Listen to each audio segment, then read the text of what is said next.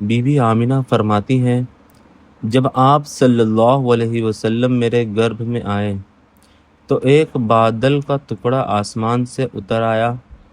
میں جہاں بھی جاتی وہ بادل میرے اوپر چھایا کرتا تھا۔ جب میں بکریاں چرانے جاتی تو بکریاں میرے پیچھے پیچھے چلتی تھی۔ جب میں چلتی تو میرے پیروں کے نیچے پتھر روئی کی طرح ملائم ہو جاتے تھے۔ جب میں کنویں سے پانی نکالنے جاتی تو پانی اوپر آ جاتا اور میں بڑی آسانی سے پانی بھر لیتی تھی۔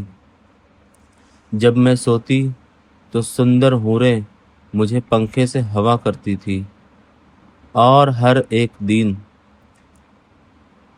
نبی میرے سپنے میں آ کر مجھے مبارکباد دیتے تھے اور کہتے تھے، آپ کو مبارک ہو، آپ آخری نبی حضرت محمد صلی اللہ علیہ وسلم کی والدہ ہیں۔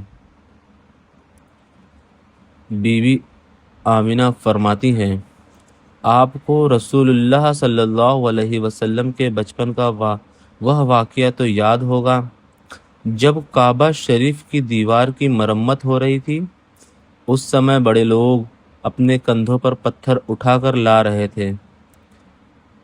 پیارے نبی صلی اللہ علیہ وسلم بھی ان کے ساتھ اس کام میں شامل تھے۔ جب پتھر اٹھاتے اٹھاتے لوگوں کے کندھوں میں درد ہونے لگا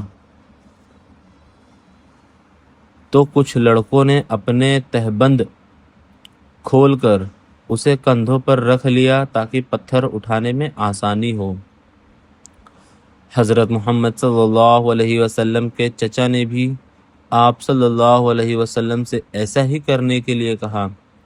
جب انہوں نے بہت آگرہ کیا تو مجبوری میں آپ صلی اللہ علیہ وسلم نے اپنا تہبند کھولنا چاہا، لیکن حیا کے کارن آپ صلی اللہ علیہ وسلم بے ہوش ہو گئے۔ جب آپ کے چچا نے یہ دیکھا تو انہوں نے آپ کو ایسا کرنے سے منع کر دیا۔ دیکھیے ہمارے پیارے نبی صلی اللہ علیہ وسلم کتنے زیادہ شرم اور حیا والے تھے۔ آئیے ہم بھی بے حیائی اور بری باتوں سے بچیں تاکہ اللہ تعالی ہم سے راضی ہو جائے۔ حضرت ابن عباس رضی اللہ عنہ روایت کرتے ہیں، جو بت قوم نوح میں پوجے جاتے ہیں بعد میں وہی عرب میں بھی پوجے جانے لگے۔ یہ نوح علیہ السلام کی قوم کے نیک لوگوں کے نام تھے۔ جب ان کا انتقال ہوا تو شیطان نے ان کی قوم کے لوگوں کے دلوں میں یہ بات ڈالی کہ جہاں وہ نیک لوگ بیٹھا کرتے تھے ان جگہوں پر ان کی مورتیاں استھاپت کر دو، اور ان مورتیوں کے نام انہی نیک لوگوں کے نام پر رکھ دو۔ چنانچہ لوگوں نے ایسا ہی کیا، لیکن اس سمے وہ ان مورتیوں کی پوجا نہیں کرتے تھے۔ پھر جب وہ پیڑھی بھی سماپت ہو گئی اور واستوک گیان لوگوں سے جاتا رہا تب ان مورتیوں کی پوجا کی جانے لگی۔ طواف کی شروعات کیسے ہوئی؟ کہا جاتا ہے کہ جب زمین کی رچنا نہیں ہوئی تھی تب چاروں اور کیول پانی ہی پانی تھا۔ روایت کے انوسار کعبہ شریف کی جگہ پر پانی کے اوپر ایک سفید جھاگ پرکٹ ہوا۔ کچھ سمے بعد اسی جھاگ کو پھیلا کر اللہ تعالیٰ نے زمین بنا دی۔ پھر جب اللہ تعالیٰ نے فرشتوں کو حضرت آدم علیہ السلام کی پیدائش کی خبر دی تو فرشتوں نے اپنی خلافت کا ذکر کیا اور حضرت آدم علیہ السلام کی پیدائش کی حکمت پوچھی۔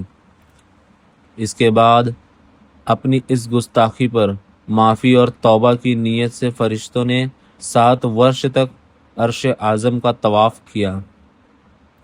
پھر اللہ تعالیٰ کا حکم ہوا کہ دھرتی میں بھی اسی سفید جھاگ والی جگہ کو نشان بنا دو، تاکہ میرے بندے جب کوئی گناہ یا غلطی کر بیٹھے تو اس استھان کا طواف کر کے مجھے راضی کریں۔